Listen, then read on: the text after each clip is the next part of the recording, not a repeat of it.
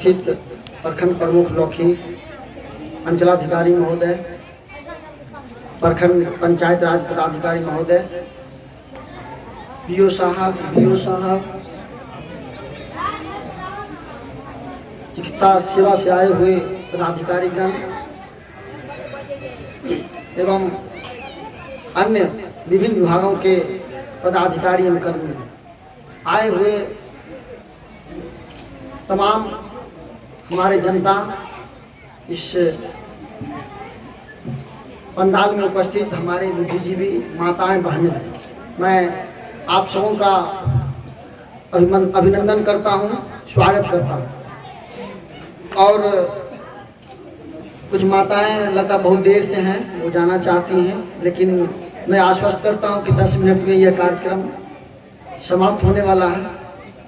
मैं सबसे पहले यहाँ जितने भी पदाधिकारीगण आए हैं और अपनी अपनी जो सरकार की योजनाएं हैं, अपने अपने विभाग संबंधित, उन्होंने बड़ी विस्तृत रूप से आप लोगों को बताया है और उम्मीद करते हैं कि जो भी योजनाओं के बारे में हमारे ऑफिसर्स लोगों ने जानकारियां शेयर किया है, आप सभी निश्चित रूप से इसका लाभ उठाएंगे। मैं कंक्लूड करना चाहूँगा, कुछ योजनाएं जो प्रखंड स्तर से चलाई जा रही हैं उसके बारे में मैं बताऊंगा। जैसे ग्रामीण विकास की योजनाएं, प्रधानमंत्री आवास योजना के बारे में बहुत लोग इसमें बहुत उत्सुक हुआ करते हैं, प्रखंड कार्यालय आते हैं कि सर हमें आवास नहीं मिला है, हम गरीब हैं, वगैरह वगैरह बातें। इसमें हम क्लियर करना चाहेंगे कि इसका एक रूल है। एक सर्वे हुआ था 2011 में, जिसको हम लोग सामाजिक आर्थिक जनगणना हम लोग कहते हैं। जनगणना के क्रम में एक लिस्ट बनाया गया था जो जनगणना हुई थी, तो उसके बाद उस लिस्ट को शॉर्ट आउट किया गया, शॉर्ट लिस्टेड किया गया। शॉर्ट लिस्टेड किया गया इसका मतलब इसमें है कि ऐसे लोग जिसका घर पक्का का नहीं था, फूस का था, या घर नहीं था उनके पास, या पूर्व से उन्हें आवास मिला हुआ था, ऐसे लोगों को शॉर्ट लिस्टेड किया गया। और उसी लिस्ट के अनुसार जब भी डिपार्टमेंट में लक्ष्य निर्धारित किया जाता है, स्टेट से डिस्ट्रिक्ट को मिलता है और डिस्ट्रिक्ट से ब्लॉक को मिलता है और ब्लॉक से पंचायत को मिलता है। तो हम कहना चाहेंगे कि इसमें जान लीजिए कि जिसका भी नाम उस लिस्ट में है उसको परमानेंट वेटिंग लिस्ट कहते हैं।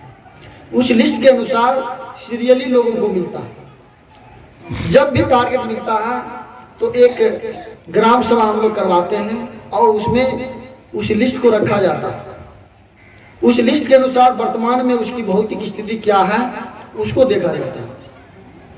यदि वर्तमान में उसके पास पक्का मकान होगा तो फिर उन्हें आवास योजना का लाभ नहीं मिलता। उन्हें कभी नहीं मिला था और बेघर हैं या उनके पास फूस का घर है, खपरेल का है, तो उन्हें यह लाभ दिया जाता है।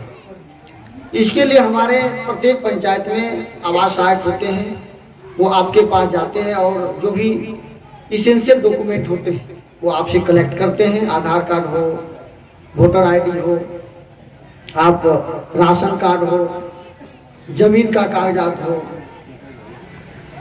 ये सारी चीजें कलेक्ट करते हैं और फिर रजिस्ट्रेशन के उपरांत फिर आपको प्रथम किस्त की राशि दी जाती है। इसमें कुल 1,20,000 रुपया आपको दिया जाता है, लेकिन 3 किस्तों में दिया जाता है। जब सैंक्शन हो जाता है तो आपको 40,000 मिलता है, फिर जब आप प्लिंथ लेवल तक बना लेते हैं तो फिर 40,000 मिलता है, और जब आप छत ढलाई कर लेते हैं, नियमतः छत ढलाई का है प्रावधान, लेकिन हम लोग कभी कभी जब लिंटर से ऊपर जो छत के नजदीक आ जाता है, सेंटरिंग का काम कर लेता है, तो हम प्रयास करते हैं कि गरीब गुरबा लोग होते हैं उन्हें हम लोग दे देते हैं। तो ये प्रधानमंत्री आवास योजना की बातें हुई। साथ में आपको आवास बनाने का एक निर्धारित मानदंड है। सरकार का कहना है कि एक घर माने एक कमरा आपको बनाना है, साथ में आपको रसोई घर बनाना है और एक शौचालय भी बनाना है। तो शौचालय की राशि भी 12,000 मिलती है। मनरेगा से पीओ साहब भी बता रहे थे कि 90 दिन का जो मजदूरी होता है वो भी आपको मिलता है। तो ये सब प्रधानमंत्री आवास योजना से संबंधित है। दूसरी योजना जो लोहिया स्वच्छ बिहार अभियान के तहत चलाई जा रही है, आपको पता है। ए बाबू क्या हो गया? डिटेल से हमारे ब्लॉक कोऑर्डिनेटर साहब ने बताया भी है कि इसके तहत प्रत्येक परिवार को 2 डस्टबिन देना है, एक गीला कचरा के लिए, सूखा कचरा के लिए। इसका सर्वे पहले हो चुका है और कितने परिवार हैं उसके अनुसार आपके यहाँ वो डस्टबिन आता है और प्रत्येक परिवार में एक गीला कचरा और सूखा कचरा के लिए वितरण किया जाता है। इसके अलावे जब ये वितरण हो जाता है तो प्रत्येक वार्ड में एक ठेला रिक्शा रहता है, वहाँ एक स्वच्छता कर्मी होते हैं, 2 स्वच्छता कर्मी होते हैं और वो सुबह में या शाम में किसी टाइम में आपके पास जाएंगे। गीला कचरा का अलग डस्टबिन है और सूखा कचरा का अलग है। वो ठेला रिक्शा पर लेते हैं और पंचायत स्तर पर एक ई रिक्शा होता है जिसमें ये सभी वार्ड वाले उसमें डाल के, और एक वेस्ट प्रोसेसिंग यूनिट WP जिसको हम लोग कह रहे हैं, वो हर एक पंचायत में बनाया जा रहा है। आपका बड़वार में भी बन रहा है, लदनिया में भी बन रहा है, आपका सभी पंचायत में बन रहा है। जब ये बन जाएगा तो उसमें जितने भी कचरा होगा वहाँ इकट्ठा किया जाएगा और उसका पृथक्करण किया जाना है। प्लास्टिक वेस्ट को अलग किया जाना है, उसको मार्केट में बेचा जाना है। इससे आमदनी होगी, ग्राम पंचायत खुशहाल होगी। इसके अलावा जैविक खाद बनाया जाता है। एक नाडेप का कंसेप्ट है कि नाडेप में आप गीला कचरा डालते हैं, पानी डालते हैं, बालू डालते हैं, गोबर डालते हैं, इन सब को मिलाकर वो जैविक खाद बनाया जाता है जो बहुत सस्ते दामों पर हमारे किसान भाइयों को उपलब्ध होगा और इसका लाभ आप लोग उठाएंगे और उससे जो आमदनी होगी वो पंचायत के खाते में जमा की। ये आपका लोहिया स्वच्छ बिहार अभियान है। इसके अलावे प्रखंड स्तर से कई सामाजिक सुरक्षा योजनाएं चलाई जा रही हैं। माताएं के लिए, जो वृद्ध हैं उनके लिए, जो दिव्यांग हैं उनके लिए।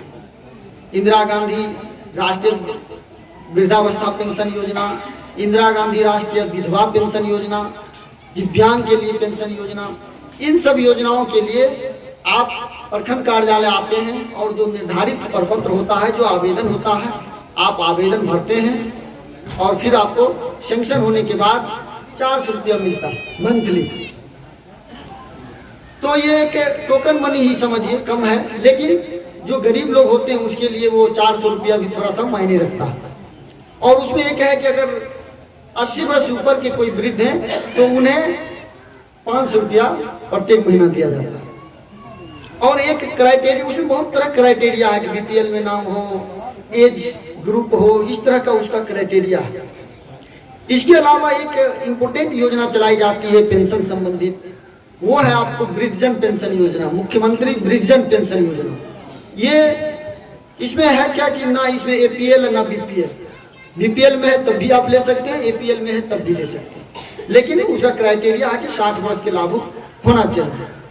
और इसके जो लाभुक होते हैं इसमें एक जीवन प्रमाणीकरण का काम होता है। अगर वो साल में एक बार भी जीवन प्रमाणीकरण नहीं करते हैं तो उन्हें जो मंथली उनको मिलना है 400 रुपया वो नहीं मिल पाता। तो हम आप सबों से गुजारिश करेंगे, हर एक पंचायत में कुछ कुछ पेंडेंसी है, खास करके मुखिया जी से, कि आप अपने वार्ड सदस्य के माध्यम से, अपने जनप्रतिनिधियों के माध्यम से वो लिस्ट ले लीजिए हमारे ब्लॉक से, और जिनको भी यह पेंशन नहीं मिल रहा है या जीवन प्रमाणीकरण नहीं किया है उन्हें जीवन प्रमाणीकरण का कार्य करना है। आप ब्लॉक आ सकते हैं या पंचायत कार्यालय में कार्यपालक सहायक है उसके माध्यम से करते हैं। एक इम्पोर्टेंट योजना चलाई जा रही प्रखंड स्तर से, वो है मुख्यमंत्री ग्राम परिवहन योजना। इसके तहत प्रत्येक पंचायत से 3 अति पिछड़ी जाति के लाभुक और 4 अनुसूचित जाति जनजाति के लाभुक को सब्सिडी दिया जाता है गाड़ी खरीदने के लिए। इसमें रूल है कि उसे जितने का वो गाड़ी खरीदेंगे उसका 50% राशि उन्हें सब्सिडी दिया जाएगा, या मैक्सिमम 1 लाख रुपये, ये उसका कंडीशन है।